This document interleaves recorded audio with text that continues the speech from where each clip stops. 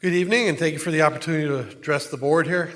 I wanted to read a little list of items here that go with what Mr. McDonough had mentioned earlier. But first, I'd like to ask you one question. Who's the boss in this room? Do any of you know who the boss is? Can any of you answer that? It's a comment section. No, who's the boss in the room is a question. Can any of you answer that, or are you unwilling to answer it?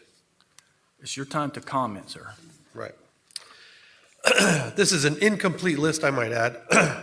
In 2002, Mayor Porter pled no contest to a conflict of interest violation for selling the city office supplies from his business while he was a councilman. In August 2005, Mayor Porter was found guilty of 8 separate campaign finance violations while councilman.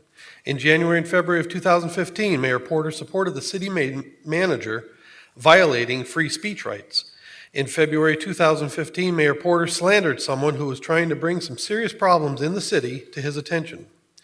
In March of 2015, Mayor Porter directed 25,000 CRA grant dollars to the business his campaign manager and treasurer works for through very unusual methods. This was not in a blighted Southwest district, and this did not go through the Southwest Advisory Committee.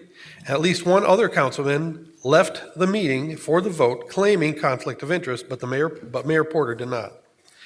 2 of his relatives working for the police department, even though Homestead has a nepotism policy forbidding relatives from working for the same department.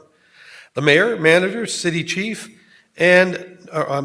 also knowingly allow relatives to work for the same department in violation of their stated and printed nepotism policy. Some of the families that have violated the nepotism clause include Kennedy, Kent, Sincor, DeJean, Pierce, and Monico.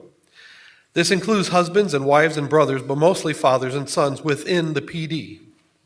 Mayor Porter has at least 2 times tried to restrict people's free speech rights by arbitrarily shortening the 3-minute time limit to 2 minutes in violation of meeting policy at the 1/21/2015 meeting and at the 7/15/2015 meetings.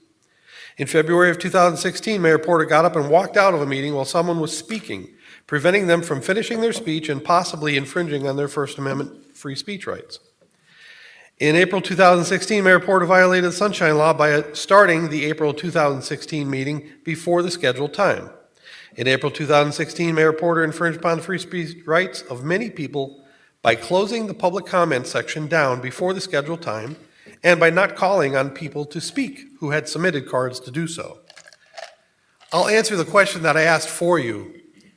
We are the boss. We, the people, elected you to do a job. You work for us. What about that don't you guys understand? And what's with the militant aspect of running the council room with all the policemen? And you have to have an officer come over and escort somebody from the bench. Thank you, sir. Mr. Mike.